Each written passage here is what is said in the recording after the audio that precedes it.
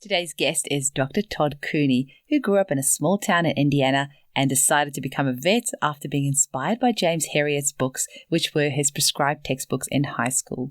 He had another significant event which influenced his decision to become a vet, which was when his dog, who was his best friend, called Sam, ran blindly into the path of a speeding truck and dying shortly after. So Todd's path was set to become a vet. Now, he practiced conventional medicine for over 20 years, including large and small animals, Air Force Public Health, Army military working dogs, and USDA field veterinarian, until an illness brought him to a frustrating dead end as a result of stroke and seizures. His medical team could offer nothing but drugs or the option of splitting his brain in half with a laser. He opted out and began to pursue alternative options, eventually finding homeopathy, which began to help him heal. He then did Dr. Pitcairn's professional course in veterinary homeopathy, which changed everything for him. From 2008 to 2009, he immersed himself in studying homeopathy and began to use it in his practice and started to see amazing results. He now works in his integrative practice in Kokomo, Indiana, where he practices 100% homeopathy and offers distance consulting for those further afield.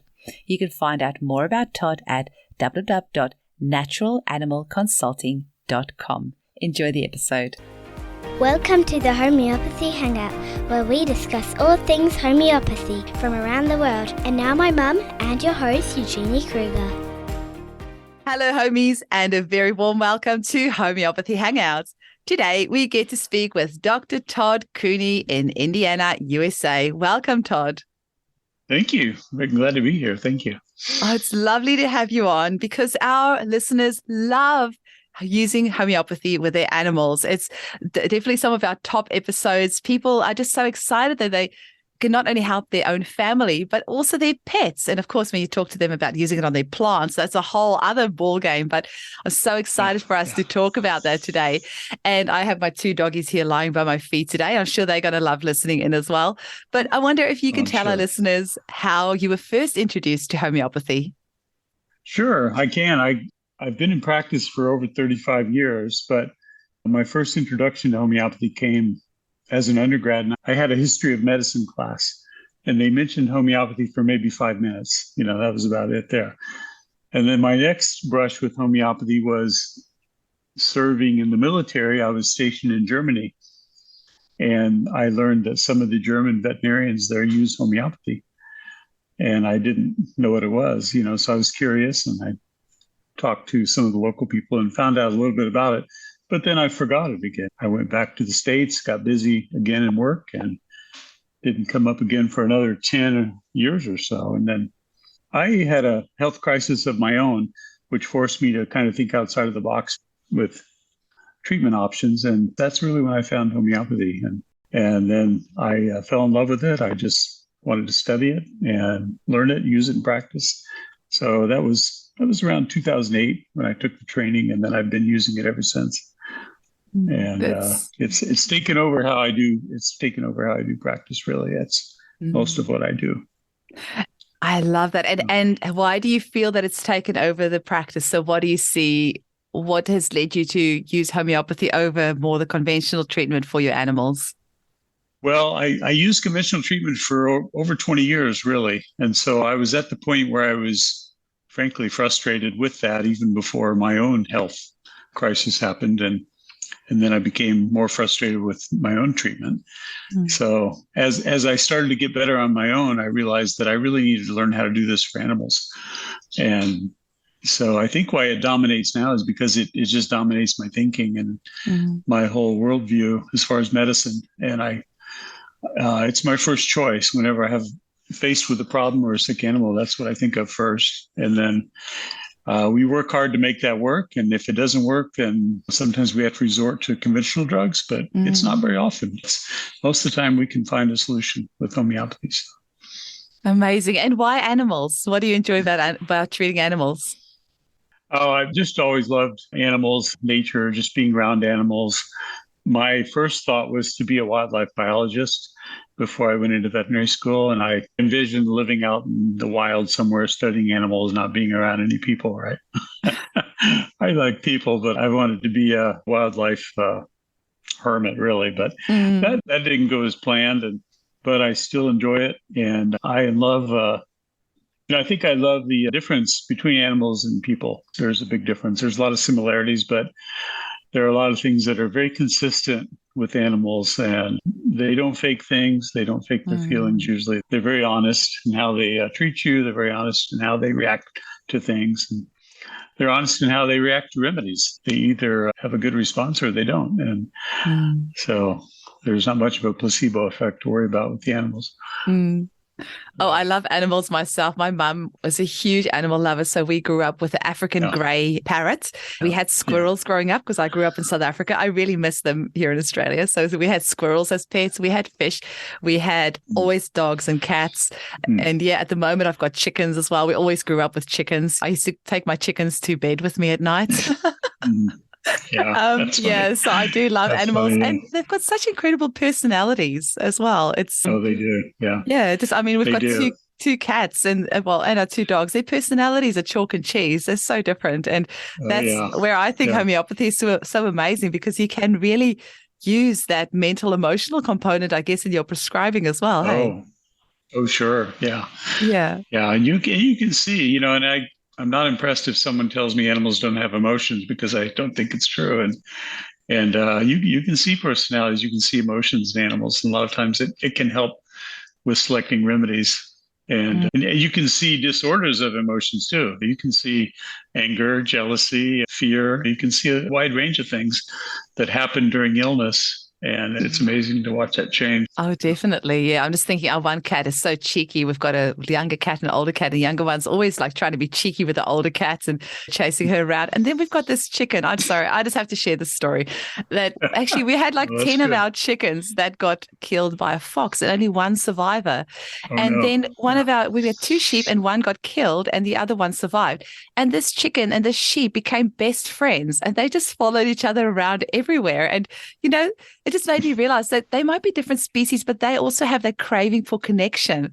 And what's even more interesting, Todd, I don't know if you've ever seen this, but our chicken started crowing. So she lays eggs, and she is now crowing as well, because all her friends are gone. So I think she's like, okay, I'm taking on the male and the female role. She's filling both roles. Yeah, that's funny. Absolutely. That sounds like a good theme for a children's book. It does. Ooh, okay. Well, you've put it on yourself now. You're going to have to write it. Now, an area that I really love for animals is, I think it's a tricky one. A lot of people often wake up when their child has a vaccine reaction, and then often after that, they go down the natural medicine route. But then they also go, hey, well, why should I go and take my pet for a vaccination? Because I actually suspect that my pets became allergic to grass after they had their vaccination. So is that something you can talk to us about, maybe about how vaccinations act in animals and what sort of things you see in clinic and what options we have in homeopathy?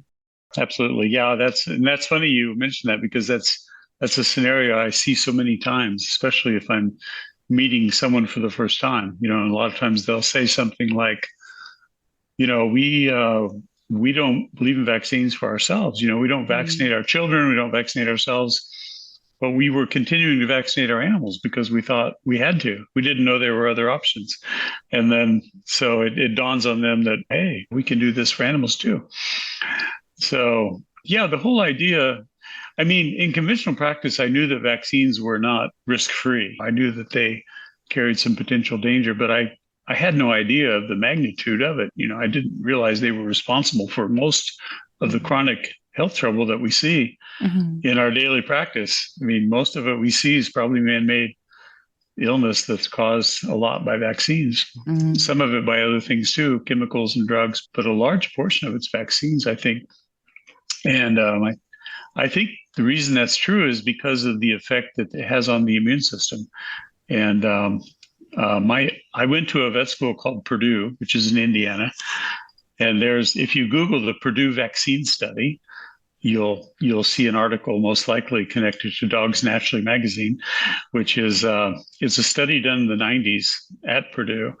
And it's the only study of its kind that I've ever seen. And the funny thing is now, if you look for the original study, it's hard to find it online. But so they took a litter of pups, though, and they gave them each one vaccine, a common vaccine the puppies get, the distemper parvo combination. And then they checked them, they monitored them compared to a placebo group, which got like a saline injection. And what they did is it was interesting because they checked for autoantibodies. So they checked for immunity against the body itself. And what they found was pretty amazing because they found that in the placebo group, none of the puppies developed autoimmunity, 0. And in the vaccine group, 100% did. All of them did. And they didn't just develop immunity to just a few proteins. They developed immunity to almost every major protein in the body. Collagen, fibronectin, heart protein, blood cells, even their own DNA. They developed immunity to almost every protein of the body. So this was pretty earth-shaking research, really. And I didn't even know it when it came out. I wasn't aware of it until I took the homeopathy training. And the homeopathy training I took was under Dr. Richard Pitcairn, and he was our teacher. We were fortunate enough to have him for the whole year. And it was one of the last classes that he really taught all by himself. And then he started having assistants teach. But the third session of that course was devoted totally to vaccine damage, vaccinosis, and the idea of vaccinosis, the history of it, how it presents in practice, how it affects animals, how to treat it, and of course, how to avoid it, how to try to avoid it in the first place. So that was a life-altering thing for me to learn all of that information, and then to take that back into my practice life where I was used to vaccinating and didn't really know there was an option. So yeah, that's probably been one of the major things that has come out of the homeopathy training for me, was this realization about vaccines. And that's the thing, a lot of people just don't know that there are options. And I think if you present people with the options and tell them the pros and cons of each, then they can make up their own minds. But I read a study once that showed that the likelihood of a tumor developing at the injection site of an animal is very high. And the conclusion of this study that I read was to vaccinate in the tail of the animal because that's easier to amputate. And I was like, well, if that's your way, that's a great idea. Yeah, it's like maybe just think a little bit further. Like, you're getting there, but just think a little bit further. Yeah, that's better, maybe, but not quite.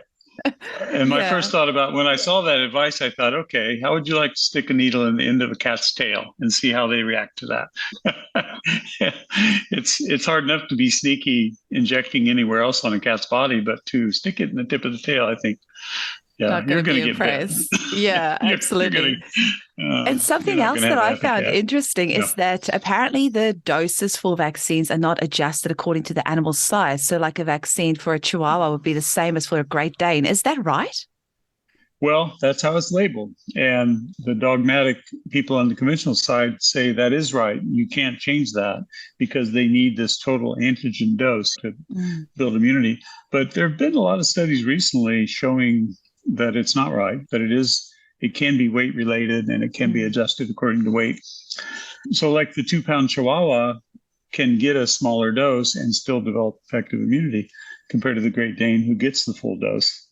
And so in most vets that have been practiced a while have seen all this happening with full doses of vaccines and tiny little animals having really bad reactions, sometimes life-threatening, sometimes ending in death.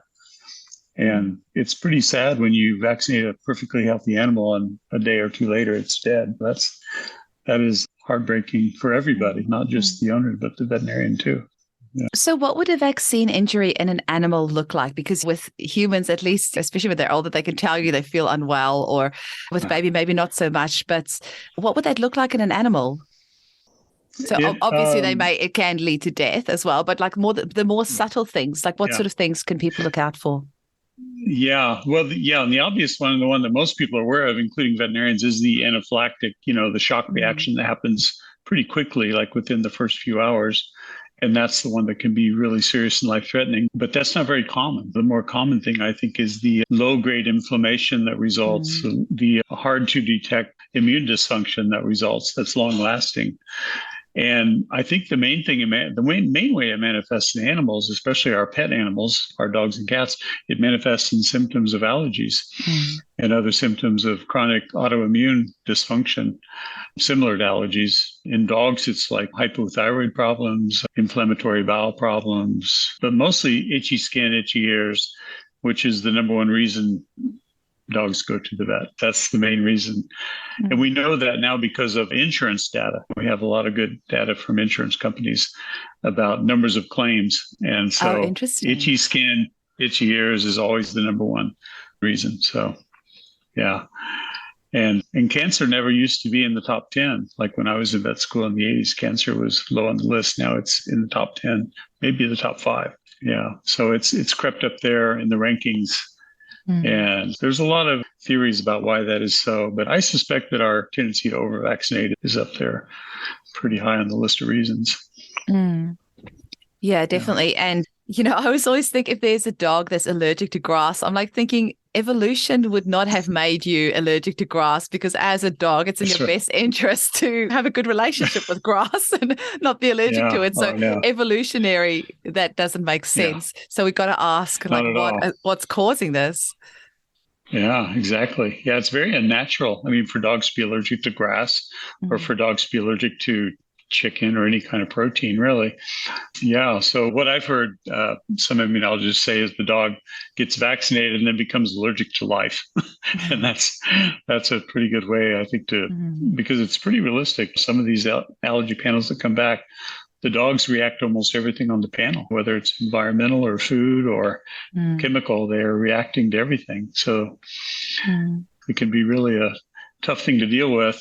And the way the conventional world has dealt with it is developing more and more different kinds of drugs that are more targeted to the immune system, other than just using steroids, cortisone type drugs, which was the traditional thing, numb down the immune response and deal with it that way, but not really fixing the problem. So exactly. And I guess all the glyphosate, we call it Roundup over here. I don't know if it's the same brand name over there, but Roundup, same thing. The glyphosate that they spray on the grass, that's probably not going to help the dogs as well, licking their paws and rolling it in. And I don't know what the deal is over there, but in Australia, the council will go around and spray glyphosate on all the parks. And only while they're spraying, there will be a sign there saying danger, glyphosate spraying in process. And once they've done, they take that sign with them and they go. So if you are taking your dog for a walk 5 minutes after they left, they've got that full dose. They're licking themselves. It's on their fur. It's still there, right? Yeah. Well, it's so persistent, just persistent in the environment. And some people say it's going to be there for a long time, and it's in the food chain, and it's really hard to avoid anymore. And it's bad over here too. It's bad in the States, and the way they use. One thing I learned not too long ago is they use glyphosate during harvest, pre-harvest. They spray it. Yeah, they spray it to kill. Well, it actually kills the plant that they're harvesting, so it makes it easier to harvest. And they do this with soybeans, with wheat, I think. And someone wonders why that's one of the reasons why we see so many soybean and wheat allergies now, where we didn't see that before. Exactly. Well, we live in an area here in Perth. I live in this area called the Wheat Belt. And so there's loads of wheat belts, loads of canola fields. And I can understand why they do it, because you can see the wheat actually ripening at different stages. You can see the patches. So they spray the Roundup over that, and then they know all of it is going to die at the same time, and then they can harvest it. So yeah. It's insane. It makes it more uniform, and everything. Yeah. Modern agriculture is geared toward making it more uniform, I think, making it easier. And, in some ways that makes sense, but it would be nice if there were ways to do this besides glyphosate, right? Exactly. And now, Todd, if somebody is listening to this podcast and they go, oh, wow, I didn't feel right about vaccinating my animal all the time anyway, but what other options are there? What would you say to them? Well, the first option would be don't vaccinate at all. And your animal has an immune system. Surprise. the immune system is a wonderful thing, right? No matter what you've heard about it, it's very good. And if it's untampered immune systems usually are very good. Ones that have been tampered with through vaccines or other means tend to be less than optimal. But you can't really improve. I mean, contrary to what scientists say, you can't really improve immunity with vaccines. Compton Burnett, the British homeopath, I think he said it very well in his book on Thuya and vaccinosis. And he said you can't take perfect health and make it more perfect by adding vaccines. So if someone's in perfect health, like a young baby or a young animal, you vaccinate them, you're going to make their health worse. You're not going to make their health better. And so, but the option not vaccinating doesn't sit well with many people because they want to do something. They feel like, we need to do something. And I think part of that comes from the habit of vaccinating, feeling like we have this young new life. We have to do something to protect it. We can't just sit here and watch it grow up and feed it good food. And so we use Nosodes to fill that gap where vaccines used to be. And that's how we've helped a lot of young animals get off to a good start since 2008 or so, since I started working this way. So I've had about 14 years of doing that compared to my 20 some years of doing vaccines. And the difference is incredible. I mean, at first I was a little nervous about it because the 20-year habit was a little bit hard to just abandon. And I did it gradually. I did it over about a year and a half period where I weaned myself off of the practice of vaccinating and began using Nosodes. And it took a lot of encouragement from other homeopaths that were using Nosodes. People like Will Faulkner and Don Hamilton and Dee Blanco, other people that held my hand and said, it's okay. Go ahead, dip your toes in the water. And so we started doing this, and the results were good at first. They were good. They weren't great. But then I realized after a while that we needed to change our dosing frequency, our schedule of dosing. So we began to give the Nosodes weekly instead of, we were giving monthly and then every 2 weeks, and still seeing some disease more than I wanted to see. So once we started doing weekly, though, we saw the disease virtually disappear. We really never see it now. And I used to be afraid to say that out loud because I thought I would jinx myself, but it's true. We just don't see it. And this is with thousands of doses. This isn't just with a few animals. This is a lot of animals that we've done this with. So this is nice. And it's nice for a lot of reasons because, first of all, if I have a new puppy come into the clinic or a new kitten, and because I mainly see dogs and cats, small animals now, and they're the only ones we vaccinate. If I see a young rabbit or a young bird, we aren't going to vaccinate anyway. But if I meet this new animal for the first time, I don't have to say, hi, how are you? Here's a needle. I'm going to stick it in your body. That's not a nice way to make friends. So instead, we say, hi, here's a sweet tasting liquid that has a Nosode in it. We're going to give you a drop of this. And then we're going to send the dropper bottle home with your parents, and they're going to continue this at home. And you don't need to come back unless there's a reason, and just keep doing this at home. And your immunity should be fine. It should be great within several months. So that's a much nicer way, I think, to help a puppy or a kitten get off to a new start. And people love it. Some people are a little nervous at first if they haven't heard of it, and they're not sure. They're not sure about leaving behind this familiar vaccine booster schedule that is everywhere. I mean, if you look online or anywhere, here's what you have to do. You have to do this. You must vaccinate every 3 or 4 weeks, or, it'll be bad. Well, I beg to differ. I respectfully beg to differ with that reasoning, because we've seen otherwise. We're living the proof of it right now. You are so brave, Todd, too. I mean, 20 years is a long time. That gets so ingrained on you. I mean, all those many years of training to become a vet, it's so deeply ingrained, and it takes a huge amount of bravery to be able to step outside of that paradigm and embrace a new paradigm. That takes a lot of. It was nerve-wracking. Yeah, it really was. But I was fortunate to have really good mentors, really good teachers, people leading the way that had already been there. They'd already been there and done that, and Dr. Pitcairn said that once to me too. He said, you're very courageous. And I said, I don't feel that way. But I felt like I had to burn that bridge. I couldn't keep doing things the same way. And I knew from what had happened in my own health, my own life, that I had to go a new route and do this other new way too, to, I think, keep my sanity, really. Because at first I tried to do both. I had one foot in each boat, and the boats were going in different directions. And pretty soon I had to decide which one I was going to stay in. So that's where I'm really happiest. That's where I'm happiest. Yeah. Yeah. And especially if you have such a love for animals, I can imagine that intuitively even it would just feel nicer for you giving an animal, something sweet rather than a needle. So, it just feels right. Hey, I'm wondering, it's Todd, so much better. For our new listeners, maybe this is somebody's first time they've ever listened to the podcast and this is the first episode they've ever jumped on. Can you tell them a little bit about what a nosode is and what nosodes you might use in the clinic? We've mentioned about nosodes in the past. We've had the lovely Brenda Tobin on speaking about animal homeopathy, but people are always discovering the podcast for the first time. So for the newbies, can you tell them what is a nosode and what sort of nosodes you would use for, let's say, a dog and a cat, because that's what most people have? Absolutely. Yeah. Yeah. Nosodes are just homeopathic remedies that are made. They're a specific class of remedies, but they're made like other remedies. They're made through dilution and succussion or shaking, and they're prepared in homeopathic pharmacies. These aren't things that I make myself in my basement or in my garage, but we get all of our nosodes from Hahnemann Labs in California. It's where we happen to get ours. There's many places that they can be obtained. But so a nosode is made from the actual disease or products of the disease.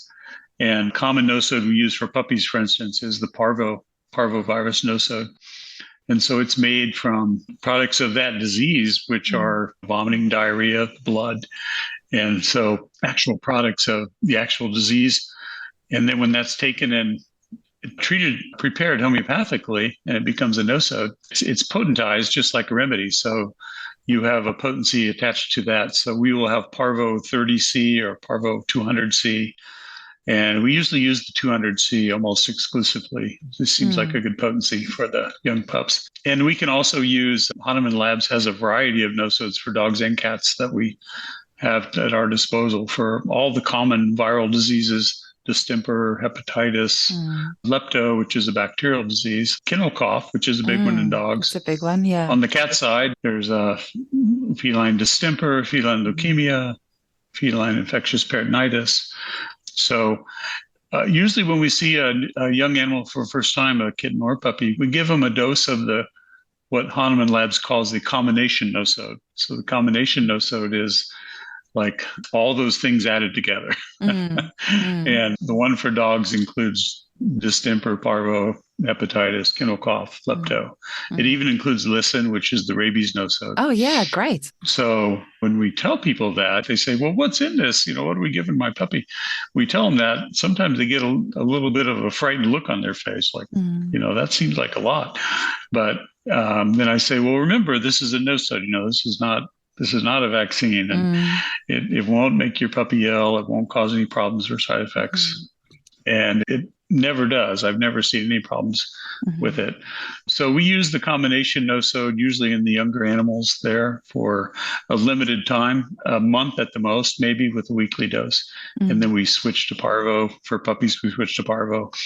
For kittens, we switch to panleukopenia, which is the parvo, kitty version of parvo.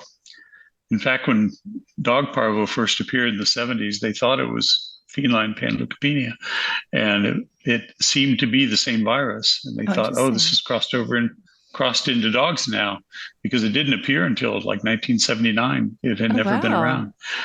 And a lot of people don't realize that. I didn't realize that. Yeah. Yeah. So especially the Cornell website, Cornell University in the US, they have a lot of information about the beginnings of parvo, because they were one of the labs that did some of the early work to discover the virus. So that's a little bit mysterious. How did that happen? And I don't really know. I don't know if anyone really knows. There's different theories, but they're similar to theories of where did COVID come from. I was wondering. I know we're not going to go into that right now, but the theories are similar. It's funny because that was actually my first, that sort of analogy. I was thinking, it's probably from there. It doesn't just come out of nowhere. So there's some rabbit trails you can go down, searching for the origins of parvo, and some of them are interesting. Some of them are funny. Another book for you to write. Maybe, at least an article. But anyway, that's the original question, I think, was what would we do? Yeah. But there are nosodes for other things too, like in dogs. In North America, one of the big things people worry about with dogs is heartworm, which is a parasite that's transmitted by mosquitoes. So most dogs will be urged to take some sort of conventional medication to prevent this from becoming a problem. And we have a heartworm nosode, which works great. And so people can do that instead of the conventional medicine.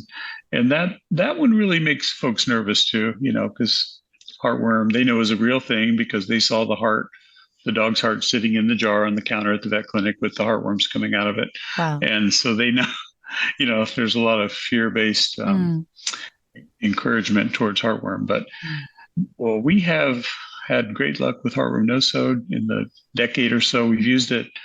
Some of my practicing friends have used it for 20 or 30 years with great results before I started. So that's quite a bit of clinical experience, but you can't look up really drug companies' research on heartworm nosode and see how it's gone. It's just all through. It's similar to the other forms of homeopathy. You base it more on clinical results. Clinical experience, yeah. Yeah. My clinic actually sells a homeopathic immunization kit for doggies as well, and we also have heartworm in there. And amongst things, we also have a tick remedy in there as well, because in Australia we have a lot of ticks for animals as well, and we've also got a flea prevention and flea treatment remedy with Staphylococcus aureus and ledum and a few things like that. But do you treat much tick disease in animals over there? I don't know if you have ticks where you are. We don't have a lot in the area where I am, so we're fortunate. But if you go a little south of us or north of us, the ticks are worse. So sometimes we see ticks where dogs have traveled into a different part of the country and picked up ticks. But we're fortunate. We don't have a whole lot of trouble there. But yeah, there are some tick-borne diseases that can happen to dogs. I'd say they're pretty rare. And there's a lot of controversy about Lyme disease in dogs in the U.S. because I'm of the mind that it doesn't really happen that much in dogs, contrary to what a lot of experts say. And one of the reasons I say that is because there have been very few really reported cases of Lyme disease in dogs. And when they tried to cause it intentionally in an experimental setting, they couldn't do it unless they gave the dog steroids, and then they could cause symptoms. But the normal healthy dogs in the group didn't have any problem. They didn't develop symptoms. They develop antibodies, which means their immune system is responding to it, but they didn't get ill. They didn't get the typical symptoms. So anyway, that's So, but yeah, I'm just thinking, people worry about Lyme disease. Yeah. I'm just thinking a lot, actually, incredibly, even though it's an Australian podcast, most of our listenership is in America. Our listenership is now double in America what it is in Australia. And that was actually, I know you spoke with the lovely Sue Mayer, and after she was on my podcast, our American listenership exploded. So for people in America that want to access the homeopathic immunization, can they get in contact with you directly? Do you do any remote consults? How does it work over there for our American listeners? Oh, sure. Yes, I do. I do remote consults. Right now I spend between 8 and 12 hours a week devoted to that. And then the rest of my time is devoted to my day job, my practice job, where I do clinical work. And I'm transitioning more and more toward more consulting and teaching, though. So over the next few years, it'll probably be more in that direction and less in the clinical direction. Which is fine with me. I like clinical work, but I feel like I've had quite a bit of that, so I enjoy the consulting. But I have a website that we set up, and it's called Natural Animal Consulting, and it's just naturalanimalconsulting.com, and that's where you can find me. And people can go to that site, and there's a little button that says schedule a consult. And there's also links just to link to information. What is this about?